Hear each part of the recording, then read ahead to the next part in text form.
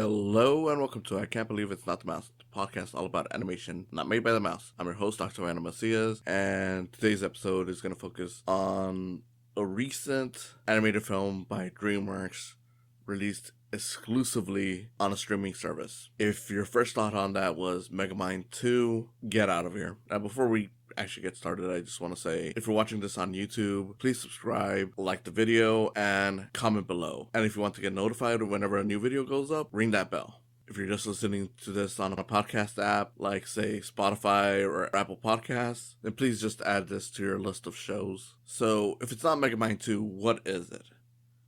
Well, it's the one that DreamWorks actually made, Orion and The Dark. See, the thing about Megamind 2, just before we get to this, I never had high hopes for it. I am a big fan of Megamind, and I did want a sequel, but the second they announced that it was going to be done by the TV division, I was already thinking, like, okay, so this is going to be similar to, like, Return of the Jafar, Lion King 2, or any of the other Disney straight-to-video sequels. It doesn't even have to be the Disney ones. It could have been easily like The Land Before Time or whatever. Point being is that I already knew, like, okay, so this is not going to be an official thing. Like, yeah, technically it is an actual movie that was made, but it's made by the TV studio. Not to diss them, but the fact that it's the TV studio means that it was never going to get the same kind of support that a theatrical movie would get, which you can tell that with the animation. The writing, I'm sure, was much more rushed because when it comes to like a TV thing, it's like, okay, well, we only have so much time. We're not going to put in the effort to make sure it really shines, all that stuff. So I was already like, okay, why am I even going to bother with this? I mean, I could eventually watch it and talk about it, but that it came out bad and that a lot of people didn't like it, I'm like, I'm not surprised. I mean, you might as well tell me, like, okay, well, the straight-to-video sequel of any random thing is bad. Like, yeah, of course. And I know that's a little harder to believe now just because there's so many movies that come out on streaming that are theatrical quality, but that doesn't mean that everything is. I mean, we still get like the Scooby-Doo straight-to-video movies that, yeah, they have their charm, especially if you're a fan of that stuff. But, if you're looking for something on a theatrical level, it's like, look, this was never going to be it. I don't know why people are that surprised by this. But, again, maybe it's just because this hasn't been done as much anymore, and realistically, streaming has made theatrical quality movies, which is the case of Orion and The Dark, a movie that was actually done by the DreamWorks theatrical division. Granted, it was animated by a different studio, which is not too surprising given its art style is very different from their usual stuff, but it's not anything that's unheard of with DreamWorks, even beyond that, because it's the same animation studio that was responsible for doing Captain Underpants for them. So it is a very neat looking movie. Let's dive into what Orion and the Dark is about. Orion and the Dark is basically about this little boy named Orion who is essentially the biggest wimp around. The first 10 minutes I was watching this, I was like, look, I don't want to be mean. I get it. They're setting up that this kid is scared of literally everything. He's scared of being embarrassed in front of people. He's scared of interacting with people. He's scared of the dark. Which sets up the title.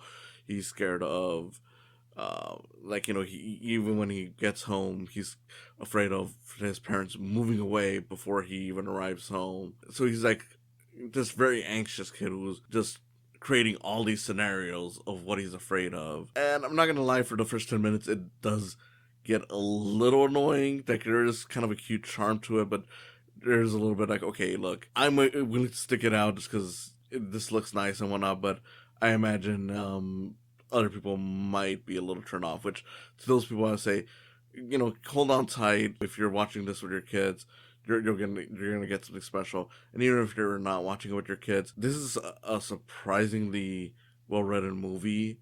Which is no surprise once you realize that it's by Charlie Kaufman, great writer, and this is definitely out of his wheelhouse. The last animated movie he did was Anomalisa, which is an adult animated feature. I'll have to talk about it someday. But yeah, like, when it comes to Orion and the Dark, starting off, it's very much like this very wimpy kid, to a point that even I kind of felt like, man, if this kid was around when I was in school, I probably would have been calling him a little bitch. Like, not to be mean, but that's how far I got, where I'm like, okay, dude, I am trying to be respectful here. I get that you're a kid and you're scared. I've been, when I was a kid, I was very scared too, and I still get scared now, but you're creating scenarios to a point where I'm like, God damn, even a nerdy ass kid like me would believe your ass. It's like, Jesus, you're that scared of everything. Bullying is wrong, by the way. Obviously you shouldn't bully anyone, but it kind of gets you into that mindset of like, man, this kid is so whiny. But it pays off. It does basically set up like, okay, so because he's such afraid of all these things, we get introduced to the other title character, Dark, who's this pretty much figure who creates the darkness of the night and everything. His whole reason for existing is to carry on the nighttime, and he basically is like, look, everyone's afraid of me, but you're the one that's afraid of me the most. Like, I've never seen anyone this scared, and it kind of ruins the mood every night because, I have a whole job carried out, carrying out this thing, and if I got people like you running around too afraid to sleep or live in the night or whatever, it just ruins the whole mood. So he's like, look, I'm already burnt out from people constantly doing this stuff, so I'm gonna take you on a tour, show you that the darkness isn't so scary, let you know about some of these things, and hopefully you're gonna be a braver kid by the end of the night, or 24 hours like they established, and you'll be back home, a better person. And that's pretty much the whole thing. It's just this whole journey with him as they go across, see how nighttime works.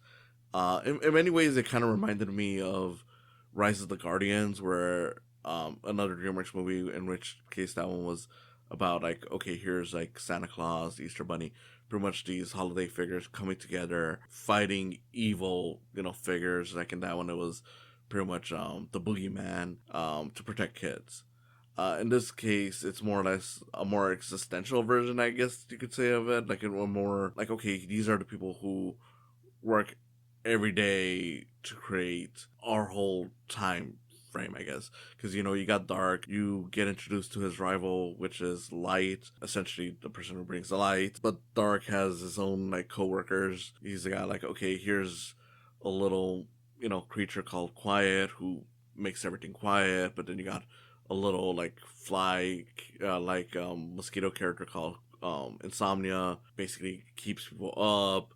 You got Sleep, puts people to sleep, all these kinds of things. And that's all just to set up, like, okay, so this is how nighttime works. Like, people who fall asleep, people who struggle with sleep, these are all, like, the little reasons of it. And, of course, Orion at first is terrified by all this stuff, almost ruins a lot of these situations with his own fear. But eventually he starts coming around and starts realizing, like, okay, so all this is fine, it's safe, and whatnot. And the biggest surprise here is that, whereas at first I was just thinking of Rise of the Guardians, I eventually got reminded of other DreamWorks movies. And I say this in a way where it's weird. It is, in some ways, very derivative of, I would say, at least 3 different DreamWorks movies.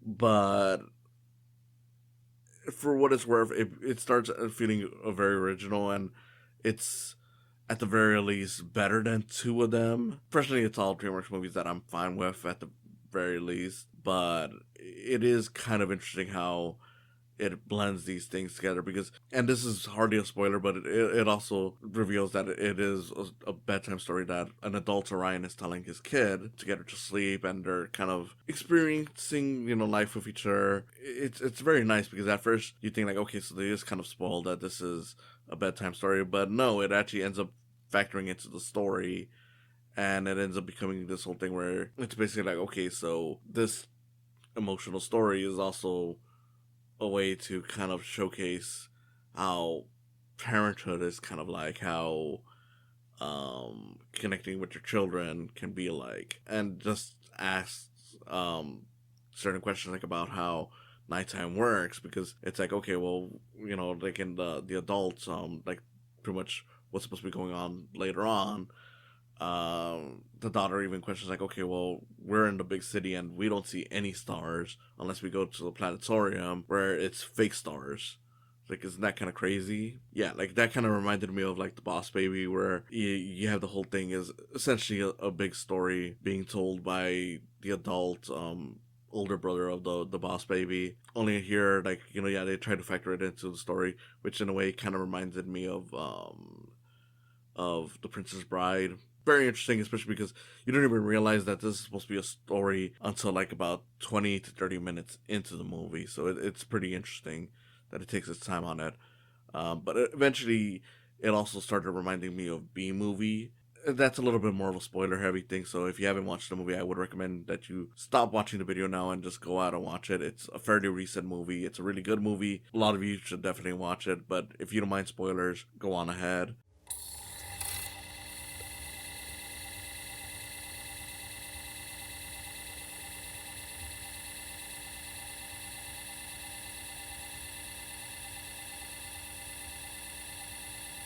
Essentially, where this eventually goes, like the daughter suggests, like, okay, well, you got to have more complexity in your stories, Dad. So adult Orion is like, okay, well, here's where the more complex version of my origin story of becoming not so scared of everything basically happens. Essentially, Orion, as a kid, starts explaining stuff that happens during daytime to the other figures that work with Orion, that work with the dark, like the insomnia, the dreams, all that stuff. So they all started thinking like, well, if that stuff only happens in the daytime, I kind of want to experience daytime. And the dark is kind of freaking out about it because it's like, well, we kind of need you guys in order to run. Nighttime. If it doesn't, it starts collapsing. They're like, yeah, but we want to experience this stuff. So essentially, Orion screws Dark over, and even though he tries, apologizing for it, Dark just starts giving up because he realizes, like, oh, well, yeah, if even my coworkers don't like me, then maybe I shouldn't do anything.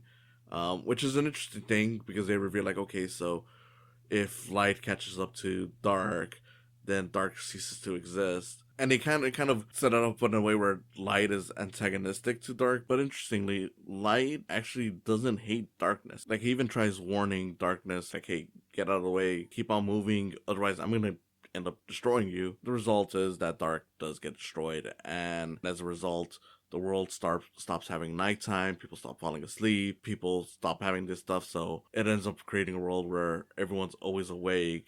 As a result, the temperatures are rising, people are getting more frustrated, all these things, so it's like, yeah, that kind of reminded me of B Movie with the whole thing with the lack of honey and whatnot. Real draining stuff, but I'm not gonna explain how because you should go watch it. So with all this, it does sound like a very weird story. Now, did it deserve to not get a theatrical release? I don't think so. I know this was partially because they have a partnership with Netflix, but I don't know if there was some specific reason why they chose this to not go to theaters. I don't know if they just thought it was too weird for kids to understand, if selling it with Charlie Kaufman's name was just too much.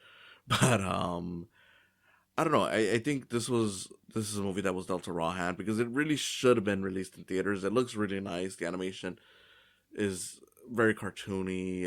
At times it looks kind of like the whole 2D mixed with 3D kind of thing. The character designs are nice, even if they're not the most distinct from each other. But it is very nice, especially once you get to the creatures of the night. It is a very nice looking movie, and the story is really good. I think while it isn't one of DreamWorks' best movies, it is. I would still say it probably goes up there. It's definitely one of the most well written movies, even if it's not one of my favorite ones. And it's certainly much more mature once you get through those initial 10 minutes and you start realizing, okay, so this is what it's really about. And the way it mixes in the whole bedtime story aspect of it really created something special for it. I don't know, I think it was really well done. For the most part, I just think it's a really good movie that should be seen, but unfortunately because it's on Netflix, it means it's gonna get buried by a lot of people who just won't bother checking it out. Because unfortunately, Netflix just loves to bury stuff. Now, maybe if it gets a strong enough push, you'll see, much like something like Nimona, they'll release it on YouTube for free to watch, and it'll gain much more of an audience that way. But I'm not too sure. I would definitely love it if DreamWorks releases a physical version of this, but I'm not holding out my hopes for it. What I can say is that you should definitely check it out if you're interested in animation, just because it is a very touching story. I do think that whether you're a parent or you've experienced being scared of a lot of things yourself, you'll find a lot to relate to, even if you can get kind of annoyed by Orion. And it just has such a likable cast in it. Orion himself is voiced by Jacob Tremblay. The Dark is voiced by Paul Walter Hauser, which great performance. Love that dude in a lot of things, especially one of my favorites was in I, Tonya, where he played um the the bodyguard buddy CIA guy. If you've seen the movie, you know who I'm talking about. And it's just a lot of fun. I think of the recent DreamWorks movies, it's definitely one of the better ones. It's up there with like Puss in Boots, or I can't really say too much about it given that it hasn't come out yet, but there is an upcoming one that I've seen through test screenings that is a really great movie. It's definitely better than Kung Fu Panda 4, which I enjoyed. I don't know. I've enjoyed a lot of DreamWorks movies. I think people give them too much of a bad rap.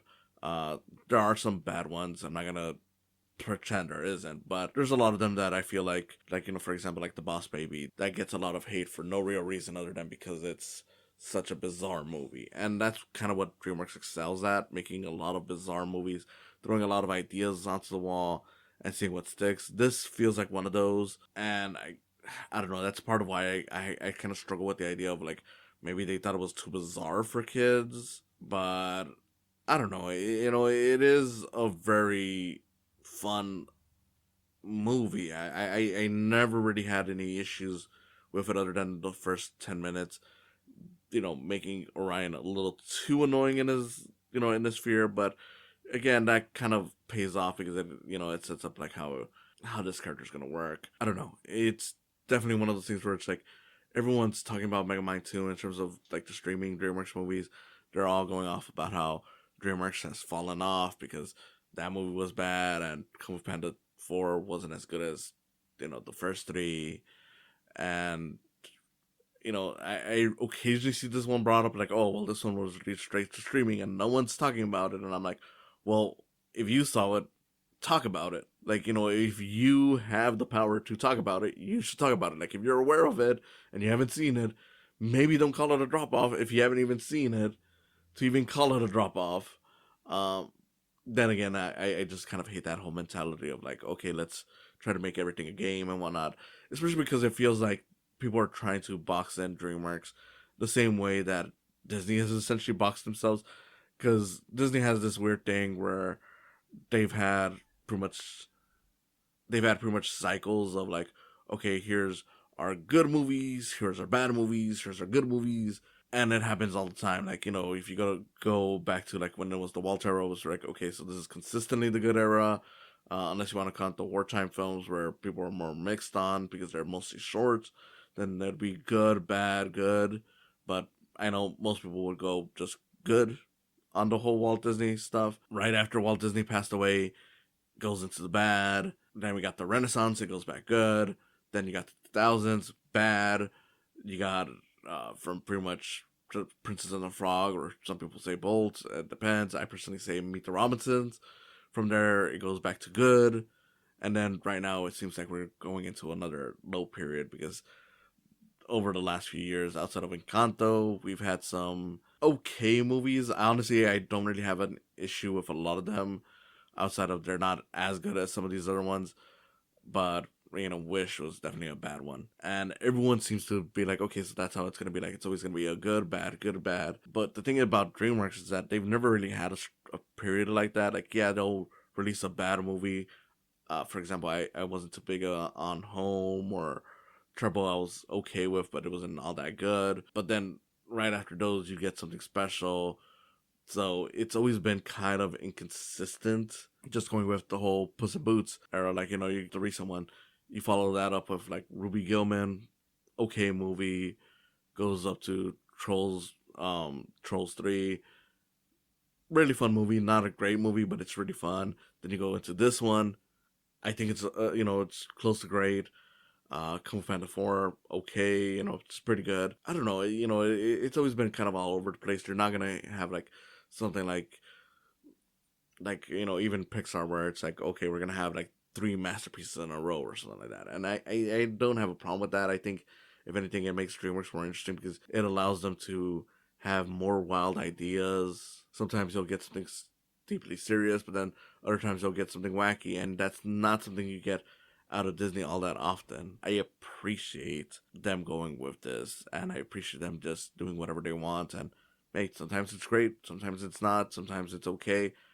Personally, I think it's more okay than not, but yeah, you can't just box in DreamWorks the same way you box in Disney because it's not a fair comparison. Like, I'm sure if you wanted to, you could find like an actual, I want to say like an actual era or something like that. Like, like some way to actually box them in, but it's not going to be based on quality. It's going to be based on probably leadership or styles or stuff like that. Not really in terms of one is good as one is bad. But, all of that is a bunch of other stuff. The whole point is Orion and the Dark, very solid movie, especially if you want something that discusses about, childhood fears. If you're a parent, you're going to love it. If you're not a parent, you'll still appreciate the writing. Overall, give it a watch. Solid time. Highly recommended. DreamWorks, you should have done better with this movie. Thank you for listening, and I'll see you again next time. You really think you can fix everything I'm afraid of in one night? One night can change everything. Thank you for coming on today. If you enjoyed this, please consider subscribing to my YouTube channel where you'll see video versions of these podcasts. And if you just want to listen to them, there's always the option of just following the podcast on their various sites, whether it's Spotify, Podbean, or Apple Podcasts. Whatever you choose, I hope you continue enjoying these. And if you want to support me even further than that, there's always the option of Patreon. In any case, again, thank you for listening, and I hope you have a wonderful day.